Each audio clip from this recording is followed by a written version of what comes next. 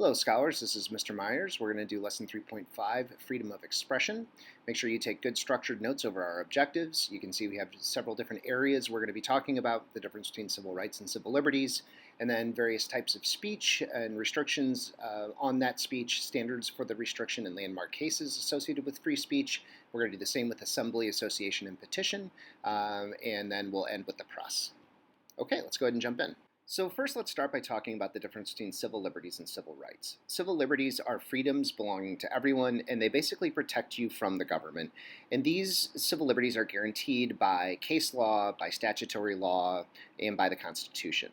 Now, that's a little bit different than civil rights, which are freedom from unequal treatment due to certain protected traits. For example, you have the right not to be discriminated against based on your race or your age or disability or what have you. Okay, so in terms of speech, let's talk about the difference between symbolic speech versus actual speech. Symbolic speech refers to speech that's not verbal. So you can see on the right, Mary Beth Tinker, in protesting the Vietnam War, wore an armband. That would be an example of symbolic speech.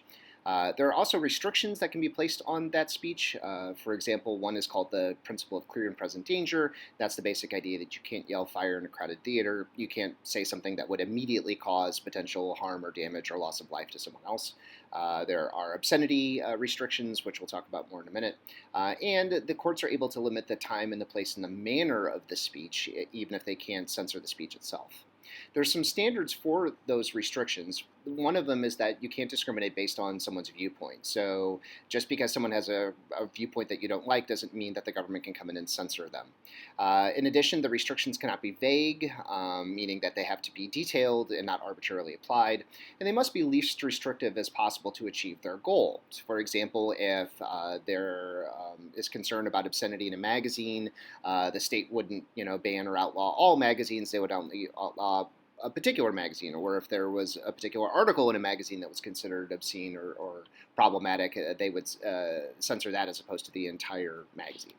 So there's some important landmark cases you need to know regarding freedom of speech, and it's worth pausing and jotting all these down and knowing just the basic ideas behind each of these cases. You would need to be able to match the significance of the case with the name of the case. So Schenck v. United States allowed for limits on speech related to a clear and present danger. That's where you get the phrase, you can't yell fire in a crowded theater.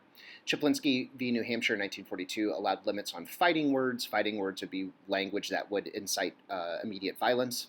Tinker v. Des Moines protected non-disruptive symbolic student speech. In that case, it was said that students do not, lose all of their rights at the schoolhouse gate. Miller v. California in 1973 established a three-part test for when obscene material can be limited. So there are specific standards that the state or the government would have to abide by before censoring a piece of material that was deemed obscene. Texas v. Johnson in 1989 protected burning the American flag as symbolic speech, and Citizens United v. FEC in 2010 protected corporations and unions' right to spend money in campaigns. This allowed for basically unlimited amounts of money being spent on political campaigns, and some people decry this as problematic because it injects too much money into the system, and other people say, well, hey, that's free speech. People should be able to spend their money however they want to spend their money. So there's lots of different types of assembly and petition and ways to associate, so we've listed some of those there. There are restrictions that can be placed on the ability to assemble or to petition the government for a redress of grievances. One of those could be if there's a legitimate safety interest that the state has. If it's likely that someone is going to get hurt, that assembly or petition could be denied. There also could be permits that are required, including permit fees. But those can't be applied arbitrarily. If you give one group permission to, say, march in downtown Clayton, like the Boy Scouts of America and the Satan Worshippers of St. Louis applied for a similar type of permit, you couldn't deny one just because you didn't like the speech. So it has to have, the principle there is called equal access.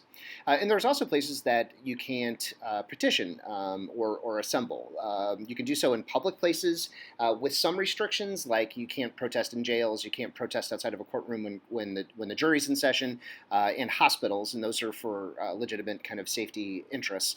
But pretty much all of the public places are okay. On the picture on the right, you see an example of a protest on a private place. This is actually a protest in the Galleria Mall. And they can prohibit people from protesting in private places. The only thing that allowed this protest to happen was that the property owner was okay with it happening. But if you try to protest on private property and the police tell you that you're trespassing and you need to leave and you don't do so, you will get arrested. Some landmark cases in the area of assembly, association, and petition are Feiner v. New York in 1951, which basically said that there can be limits on assembly if a clear and present danger is imminent, and that's the same kind of restriction that was placed on, speech. You can't yell fire in a crowded theater. NAACP v. Alabama in 1958 protected the secrecy of group membership lists. The state of Alabama was trying to force the NAACP to publish its roster, and of course this is in the middle of the civil rights movement. Edwards v. South Carolina and Skokie v. Nazi Party basically protected offensive assembly. Just because the assembly is offensive doesn't mean the state can deny the right to meet. And Boy Scouts v. Dale of 2000 protected groups from having to admit people if doing so violated the group's fundamental core beliefs or ideas. While the Supreme Court agreed with the Boy Scouts in the case, the Boy Scouts eventually did change that policy, but there is still protection from groups having to admit people that violate the group's ideas or beliefs. Lastly, we'll talk about the press. The press refers to anyone involved in magazines, newspapers, radio, TV, the internet, blogs. All of that would constitute the media and the press. And there are restrictions that the government is allowed to impose. For example, limiting intentional falsehoods. The government can censor material in the press if it's blatant lies. And then the other speech restrictions also exist for the press as well. For example, the state can't censor material just because it finds it objectionable. Now remember that the press can be arrested for unlawful assembly just like anyone else. Here you see a picture on the right of a journalist being arrested in the Ferguson protest.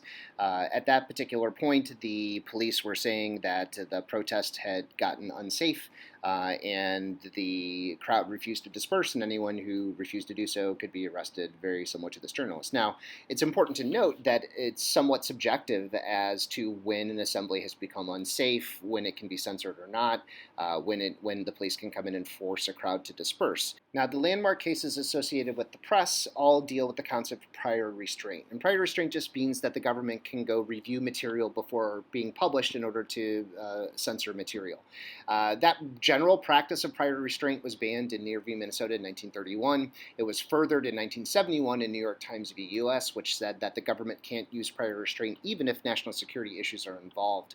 The last case of Hazelwood v. Kohlmeyer is a landmark case regarding student press and free speech rights. That comes out of Hazelwood here in St. Louis, Missouri. And basically it said that student publications are not part of the press and therefore can be censored. Here on the right you see an article that was published in the Clayton High School Globe newspaper 5 or 10 years ago about cocaine use. If the superintendent or the principal of our school decided that they didn't like that material, they could review it and censor it prior to publication. Now, we have a very liberal free speech policy when it comes to student publications at Clayton High School, so we're kind of blessed in that way, but it is still the right of the principal or the administration to say, ain't gonna happen. Okay, hope you took good notes and bring any questions to class.